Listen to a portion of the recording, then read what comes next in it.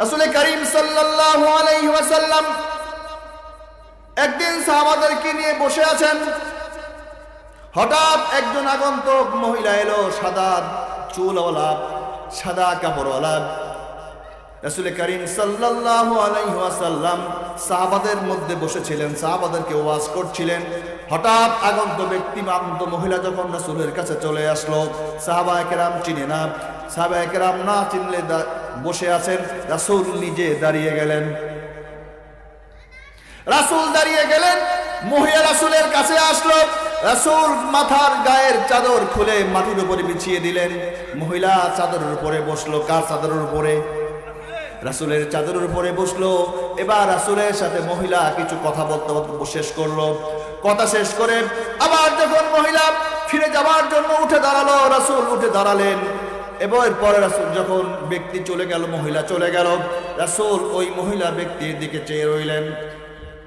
যখন চোখের আড়াল হয়ে গেল, রাসূল আবার সাহাবাদেরকে নিয়ে বসলেন। সাহাবারা কিছুই বুঝলো না। সাহাবায়ে কেরাম জিজ্ঞাসা করলো, ইয়া রাসূলুল্লাহ, ইয়া হাবিবাল্লাহ, আপনি হলেন বিশ্ব নবী, সুলতানে দু জাহান, আল্লাহ পাক রব্বুল আলামিন দু জাহানের সুলতান আপনাকে বানিয়েছেন। আপনি যা বলেন সবকিছু শরীয়ত, মানুষ সেটা মানতে বাধ্য। আপনার চেয়ে সম্মানিত মানুষ দুনিয়াতে আল্লাহ তৈরি করে নাই। আপনি একজন সাধারণ বৃদ্ধা মহিলার কারণে দাঁড়িয়ে গেলেন, তার সম্মানের কারণে গায়ের চাদর বিছিয়ে দিলেন, তার সাথে আদবের সাথে বসলেন, নরম নরম কথা বললেন। মহিলা চলে গেল, আপনি উঠে দাঁড়ালেন। গন্তব্যে যাওয়ার সময় যতক্ষণ পর্যন্ত আপনার চোখে পড়েছিল ততক্ষণ দাঁড়িয়েছিলেন। এ রাসূল, আমরা তো এই মহিলাকে চিনি না, এই মহিলাকে। রাসূল চোখের পানি ছেড়ে দিলেন, বললেন, ও আমার সাহাবারা, আমার ছোটবেলায় মা মারা গিয়েছে, আমি আমার মায়ের দুধ তেমন খেতে পারি নাই। আমি অল্প বয়সে দুনিয়ার রীতি অনুযায়ী, আরবের রীতি অনুযায়ী আমি দাদা মার কাছে চলে গিয়েছিলাম। আমার মায়ের দুধ আমার কিসমতে জোটে নাই। আমি দুনিয়াতে যেই মায়ের দুধ খেয়ে বড় হয়েছি, যেই মায়ের আদর স্নেহ ভালোবাসায় বড় হয়েছি, ইনি হলেন আমার সেই দুধ মা হালিমাতুস সাদিয়া। রাসূল বললেন, ও দুনিয়ার মানুষ, আমার আপন মা নয়, আমার জন্মদাতা মা নয়, আমার জন্মদাত্রী মা নয়, আমার দুধ মা হালিমাকে আমি এমন সম্মান দিয়েছি। ও বান্দা, দুনিয়ার বুকে আল্লাহ পাক রব্বুল আলামিন মায়ের মর্যাদা দিয়ে দিয়েছেন।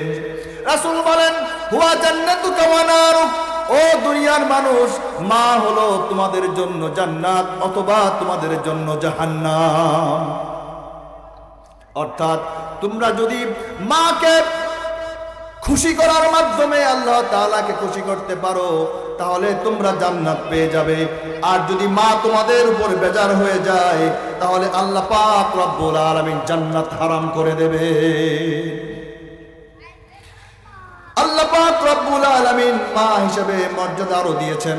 আল্লাহ বলছেন, ওয়া ক্বাদা রাব্বুকা আল্লা তা'বুদু ইল্লা ইয়্যাহু ওয়া বিল ওয়ালিদাইনি ইহসানা ইম্মা ইয়াবলুগান্না ইনদাকাল কিবারা আহাদুহুমা আও কিলাহুমা فلا تقل لهما أف ولا تنهرهما وقل لهما قولا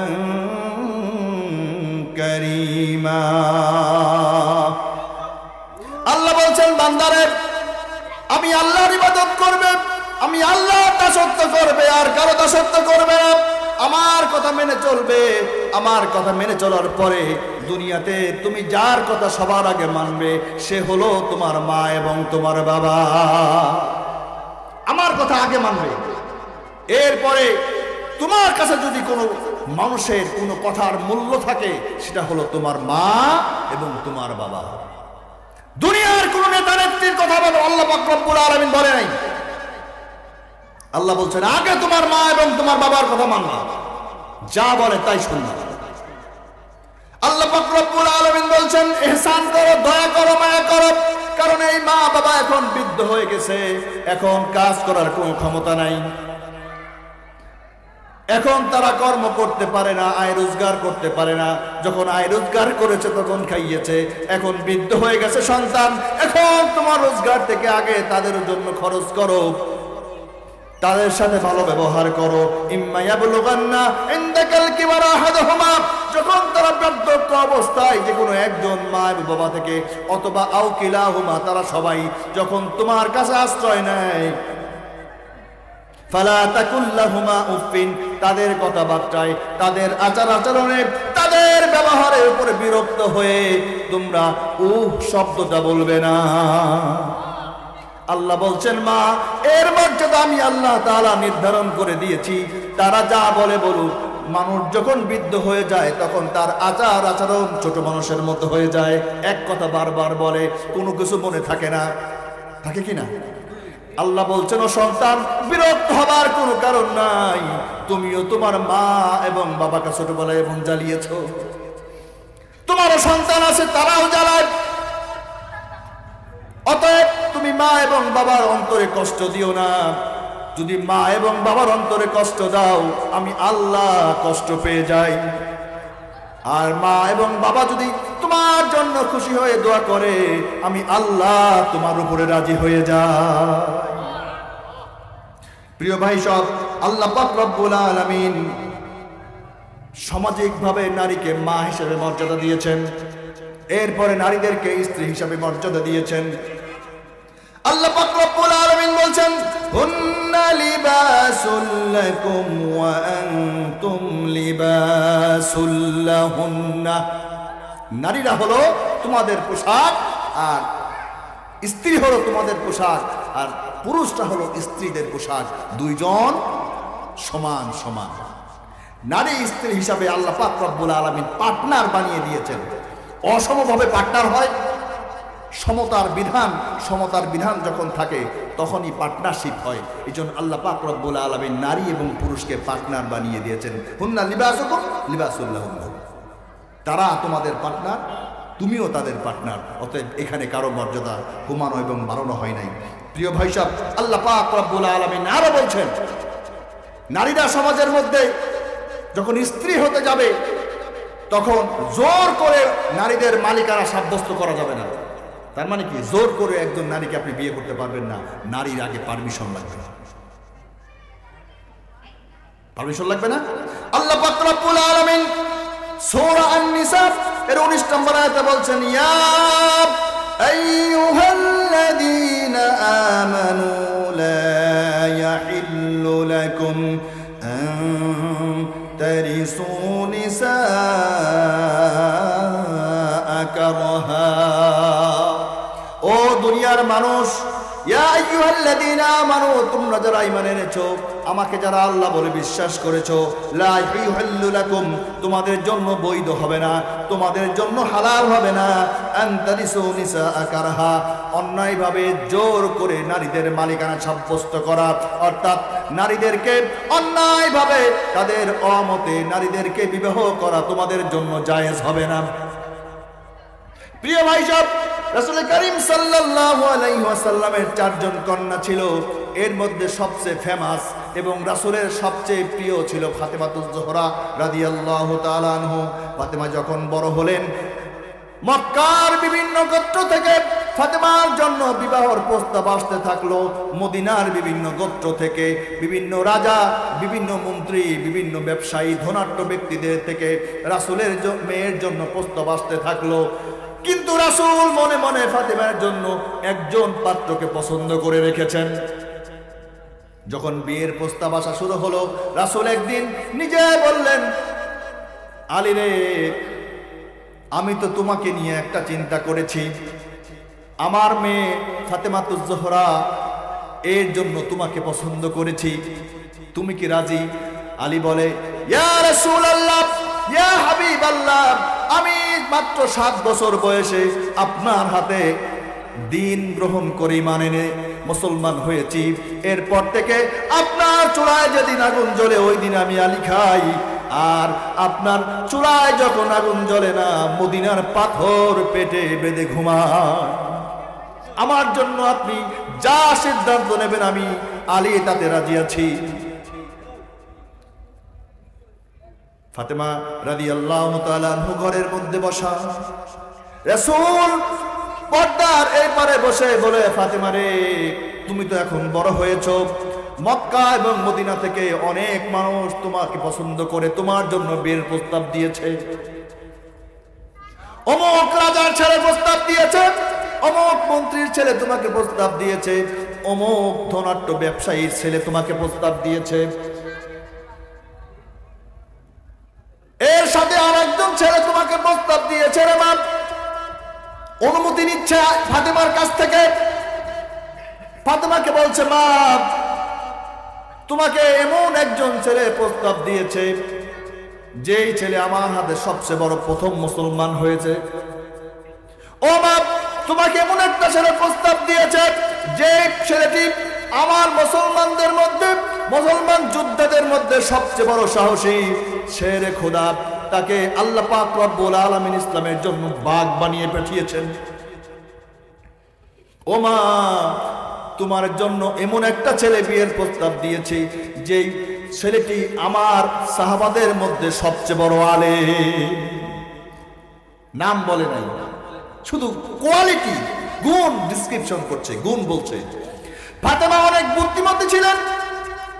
ফাতেমা বুঝতে পেরেছেন আগে অনেকগুলো ছেলের নাম বলেছে আমার বাবা, তাদের সম্পর্কে কোনো প্রস্তাব, কোনো প্রশংসাই বলে নাই।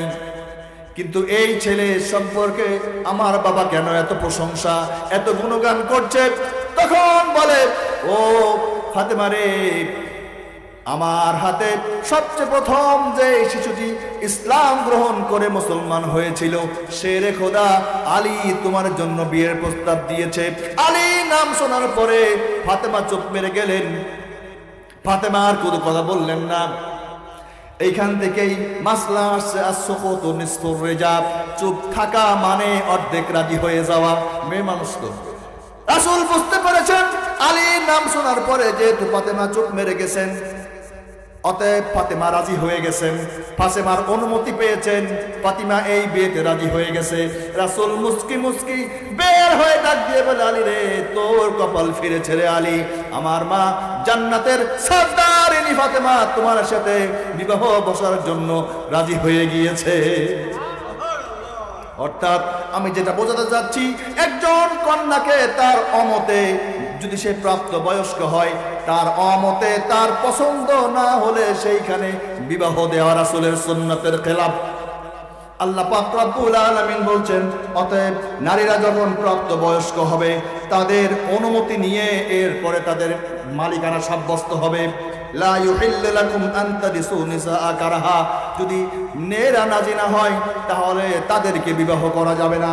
বিবাহ সম্পর্ক সংগঠিত হওয়ার পূর্বে আগে মেয়েদের অনুমতি নিতে হবে, রাসূলের কথা। এরপরে আল্লাহ পাক রব্বুল আলামিন এই যে নারী এবং পুরুষ এর মধ্যে একটা বিবাহ সম্পাদন হয়, এই বিবাহকে একটা চুক্তি বলেছেন।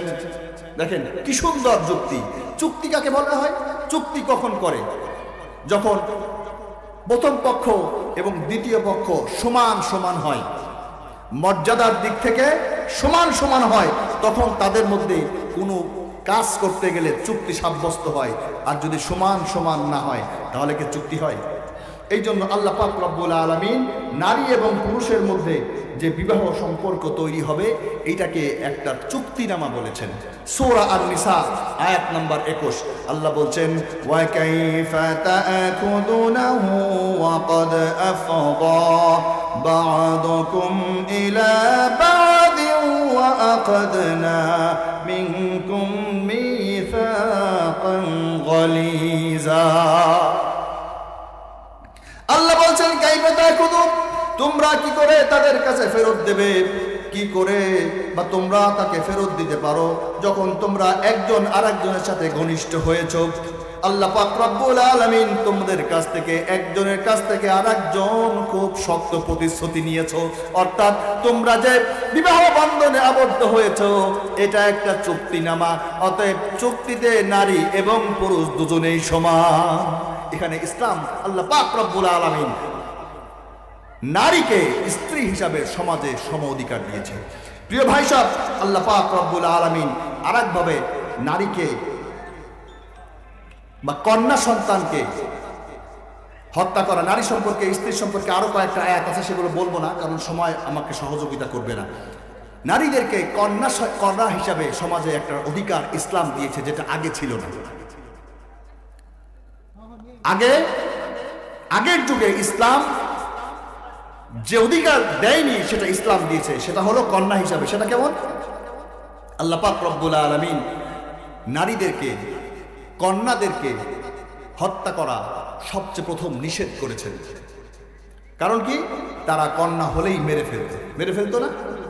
আরবে আইএমএ জাহালিয়াতের যুগে কন্যা সন্তান জন্ম লাভ করলে কি করতো? জীবন্ত মেরে ফেলতো। আল্লাহ প্রথম বললেন যে তারা কন্যা হয়েছে, তাদের কি হয়েছে? তাদেরকে মারা যাবে না। আল্লাহ পাক রব্বুল আলামিন সূরা আত-তাকবীর এর ৮ নম্বর আয়াতে বলছেন, ওয়া ইদাল মাউউদাতু সুইলাত বিআইয়ি যামবিন কুতিলাত। আল্লাহ বলছেন, যেই সমস্ত কন্যাকে জীবন্ত কথিত করা হয়েছে, জীবন্ত কবর দেওয়া হয়েছে, ওই সমস্ত মেয়েদেরকে কিয়ামতের মাঠে আল্লাহ পাক রব্বুল আলামিন জিজ্ঞাসা করবেন। কি জিজ্ঞাসা করবেন? বিআইয়ি যামবিন কুতিলাত। এই সমস্ত কন্যাদেরকে কেন জীবন্ত পুঁতে ফেলা হয়েছিল? আল্লাহ পাক রব্বুল আলামিন বলছেন, ও বাবা, তোমরা যারা তোমাদের কন্যা সন্তানকে জীবন্ত কবর দিচ্ছ, এই কন্যা সন্তানদেরকে জিজ্ঞাসা করা হবে কেন তাদেরকে মেরে ফেলা হয়েছিল। অতএব তোমরা কন্যা সন্তান হলে তাদেরকে মেরে ফেলতে পারো না। প্রিয় ভাই সব, আল্লাহ পাক রব্বুল আলামিন কিয়ামতের মাঠে এই যে কন্যা সন্তানদেরকে জিজ্ঞাসা করা হবে তাদেরকে কেন মেরে ফেলা হতো, নারীদেরকে, কন্যা সন্তানদেরকে কেন মর্যাদা দেওয়া হচ্ছে না, এই সম্পর্কে জিজ্ঞাসা করবেন না? এই জিজ্ঞাসা করার পিছনে যে কারণটা, সেটাও এই আয়াতের মধ্যে আছে। সূরা আন-নাহল এর 59 নম্বর আয়াতে বলছেন, ইয়াতাওয়ারা মিন কওমিন মিন সুইন মা বুশিরা বিহি। আমি যে কন্যা সন্তান দিয়ে তাদেরকে একটা সুসংবাদ দিয়েছি, এই সুসংবাদ পেয়ে তাদের মুখ চেহারা মলিন হয়ে যায়। মলিন হয়ে তারা চিন্তা করে কি করবে। তারা কি এই সমাজের বদান্যতা, এই সমাজের এই লজ্জা হীনতা নিয়েই বেঁচে থাকবে, নাকি এই সন্তানকে জীবন্ত মাটির নিচে পুঁতিয়ে ফেলবে? আল্লাহ বলছেন, আম ইয়াসুদ্দু ফিত তুরাব। তারা কি এই অপমান নিয়ে এই সন্তানকে বাঁচায় রাখবে, না মাটির নিচে গেড়ে ফেলবে, এইটা নিয়ে তারা চিন্তা করে। আল্লাহ বলছেন, আলা সাআ মা ইয়াহকুমুন। তারা যা সিদ্ধান্ত নেয় এটা খুব খারাপ ছিল। কি খারাপ ছিল? আপনারা দাহিয়াতুল কলবি এর নাম শুনেছেন? দাহিয়াতুল কলবি ইসলাম গ্রহণ করার আগে তার অনেকগুলো কন্যা সন্তানকে মেরে ফেলেছিল। সর্বশেষ তার স্ত্রী যখন সন্তান সম্ভবা, এই সন্তান দুনিয়াতে আসার আগে সে ব্যবসায়িক কাজে দূরে গিয়েছে কয়েক বছরের জন্য, আর স্ত্রীকে বলে দিয়েছে যদি পুরুষ সন্তান হয় একে লালন পালন করবা, আর যদি কন্যা সন্তান হয় মেরে ফেলবা। মা যখন সন্তান ভূমিষ্ঠ করেছে, সন্তান নারী হোক পুরুষ হোক, মায়ের তো একটা মায়া আছে না? আমি সংক্ষেপে বলছি, মা চিন্তা করেছে আমি যদি আমার স্বামীর কাছে এখন বলি কন্যা সন্তান হয়েছে, সে তো বলবে মেরে ফেলতে, এই জন্য বলছে মরা সন্তান হয়েছে। স্বামী চিন্তা করছে মরা সন্তান হয়েছে আর কি। 4-5 বছর পরে যখন ফিরে আসছে, এসে দেখে তার বাড়ির উঠান দিয়ে সুন্দর পরীর মতো ছোট্ট একটা মেয়ে দৌড়াদৌড়ি করছে। জিজ্ঞাসা করছে এটা কে? তখন স্ত্রী ভেঙে চুরে বলছে, স্বামী আমি অনেকগুলো কন্যা সন্তান জীবন কবর দিয়েছেন, আপনি ছিলেন না, আমার খুব মায়া করেছে, এজন্য মিথ্যা বলেছি, আসলে মরা সন্তান হয় নাই, আপনার কন্যা সন্তান হয়েছিল। এত সুন্দর মেয়ে, সে কি মারা যায়? এজন্য আমি মারি নাই। আল্লাহ পাক রব্বুল আলামিন এই আয়াতের একটা চম্বুক পয়েন্ট এখানে বলেছেন যে আমি নারীদেরকে, কন্যা সন্তানকে দিয়ে তোমাদেরকে সুসংবাদ দিলাম। আল্লাহ বলছেন লাইসা যাকারা মিসলা হাজ্জাল উনসাইন, লাইসা যাকারা মিসলা উনসা, অর্থাৎ নারীরা পুরুষের মতো না, পুরুষের চেয়ে উত্তম। আর তোমরা এই নারী সন্তান পেয়ে, কন্যা সন্তান পেয়ে মন খারাপ করো। চিন্তা করলো যে এই সন্তানটা এখন বড় হয়ে গেছে, এখন কি মারা যায়? মারলে এই মা তো মেনে নেবে না, এই জন্য দাহিয়াতুল কলবি প্রথম কিছুদিন সেই মেয়ের সাথে খুব ভালো ব্যবহার করে ভাব জমিয়ে ফেলছে, বাবা এবং মেয়ের মধ্যে যে ভালোবাসা হৃদ্যতা পূর্ণতা পেয়েছে। এখন একদিন বলছে, একদিন আমি মেয়েকে নিয়ে ঘুরতে যাবো, সুন্দর করে সাজায় দাও, ওর নানা বাড়ি বেড়াইতে নিয়ে যায়। মা বুঝে নাই, সরল মানুষ, দাহিয়াতুল কলবির মনের মধ্যে সামাজিক যে লজ্জাবোধ, যে কন্যা সন্তানের বাবা হতে পারে, এই লজ্জাবোধ থেকে সাজিয়ে গুজিয়ে নিয়ে যাচ্ছে। এর আগেও তো এই মেয়ে নানা বাড়ি বেড়াইতে গেছে, 4 বছর বয়স হলে মোটামুটি চিনে না, 5 বছর বয়স হলে পোনাপাটি চিনে না, যাচ্ছে আর বলছে, বাবা নানা বাড়ি তো এই পথে না, তুমি এই পথে যাচ্ছ কেন, এই পথে পাহাড়, দুর্গম পথ। দাহিয়াতুল কলবি কথা বলে না, ঠিক পাহাড়ের পাদদেশে গিয়ে ঘাট থেকে গলা থেকে তাকে নামিয়ে দিয়ে এবার গর্ত করা শুরু করেছে। মেয়ে বুঝে নাই, গর্ত করতে গিয়ে দাহিয়াতুল কলবির দাড়ির মধ্যে গায়ের মধ্যে ধুলাবালি লাগে, আর ছোট্ট মেয়ে দৌড়ায় আসে সেই দাড়ির মধ্য থেকে গায়ের ভিতর থেকে ধুলাবালিগুলো ছাড়িয়ে দেয় আর বলে, বাবা তুমি অনাহত কষ্ট করতেছো কেন? গর্ত করা যখন শেষ হয়ে গেল, এবার দাহিয়াতুল কলবি এক ধাক্কা দিয়ে এই ছোট্ট সন্তানকে গর্তের মধ্যে ফেলে দিয়েছে। এই ঘটনা রাসূল করিম সাল্লাল্লাহু আলাইহি ওয়াসাল্লামের কাছে দাহিয়াতুল কলবি নিজে বলছে, রাসূল শুনছেন, রাসূল লাইভ শুনছেন। দাহিয়াতুল কলবি বলছে, ইয়া রাসূলুল্লাহ, সর্বশেষ আমি আমার এই ছোট্ট মেয়েটাকে গর্তের মধ্যে যখন ফেলে দিলাম, তখন মেয়েটা বুঝতে পারছে, হায় আমার বাবা তো আমাকে এখন মেরে ফেলবে। এই গর্তের মধ্যে বসে বসে হাত জোর করে এই ছোট্ট মেয়েটা আমার চোখের দিকে তাকিয়ে কত অনুনয় বিনয় যে করেছে, আমি বাবা, আমার দিলের মধ্যে কোনো মায়া জন্মে নাই।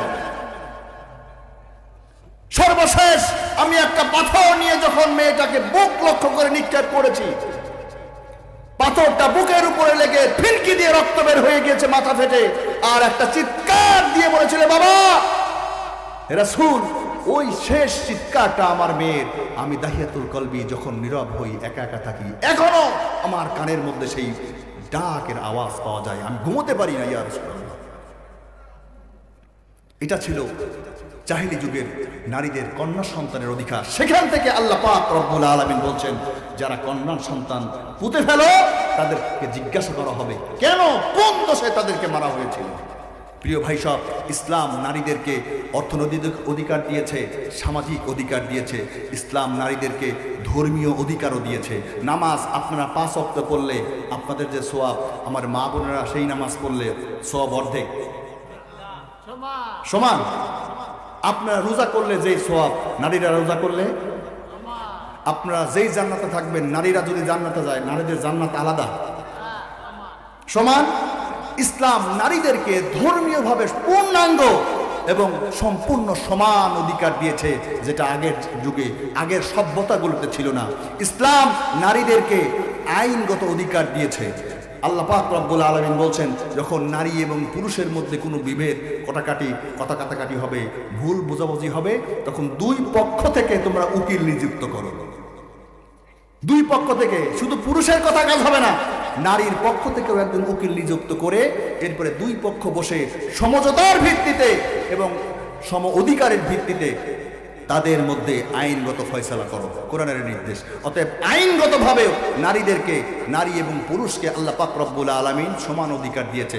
প্রিয় ভাই সব, আমি সর্বশেষ যেটা বলবো, অতএব স্বাধীনতার কথা বলে আমাদের মেয়েরা, তাদেরকে যে ভুল বোঝানো হচ্ছে যে বেপর্দায় বেরোলেই তারা স্বাধীন, আসলে বেপর্দায় বেরোলে তারা স্বাধীন না। উপরন্ত যারা তাদেরকে বেপর্দা করতে চায়, তাদেরকে নগ্ন অবস্থায় দেখতে চায়, তারা আমাদের নারীদেরকে, আমাদের মেয়েদেরকে ভুল বোঝায়। সর্বশেষ যেটা বলতে চাচ্ছি, আপনি বাবা, আপনি বড় ভাই, আপনার উপরে দায়িত্ব আপনার স্ত্রী এবং আপনার কন্যাকে পর্দার মধ্যে রাখা। আলা কুল্লুকুম রাইন ওয়া কুল্লুকুম মাসউলিন। প্রত্যেকটি দায়িত্বশীল ব্যক্তি তার দায়িত্বের কারণে আল্লাহর কাছে জিজ্ঞাসিত হবে। যেহেতু আপনার দায়িত্বে আপনার স্ত্রী এবং আপনার কন্যা রয়েছে, অতএব তাদেরকে পর্দার মধ্যে যদি আপনি না রাখেন, কিয়ামতের মাঠে আসামির কাঠগড়ায় দাঁড়াতে হবে। আপনি হাজী সাহেব হজ করবেন 4 বার, মসজিদে ইশরাকের নামাজ, তাহাজ্জুদের নামাজ, চাস্তের নামাজ, আওয়াবিনের নামাজ, কোনো কিছুই আপনার মিস যায় না। পাগড়ি মাথায় দিয়ে, তসবিহ হাতে দিয়ে রাস্তায় হাঁটেন, আর আপনার বউ রাস্তাঘাটে খালি মুখে, খালি বুরকা ছাড়া হাঁটে, মানুষের সাথে গল্প করে। ওই রকম কুতুবগিরির দাম আল্লাহর কাছে 4 পয়সাও নেই। আগে ভয় শিখ করবেন, আগে আপনার পর্দা পরিপূর্ণ করেন, তারপরে আপনি অন্য জায়গায় গিয়ে আপনার কুতুবগিরি করবেন। আল্লাহ পাক রব্বুল আলামিন আমাদের মা বোনদেরকে এবং আমাদেরকে সঠিক ইসলাম বুঝে, সঠিক মর্যাদা বুঝে জীবন যাপন করার তৌফিক দান করেন। আমা তৌফিকে ইল্লা বিল্লাহ। আসসালামু আলাইকুম ওয়া রাহমাতুল্লাহি ওয়া বারাকাতুহু।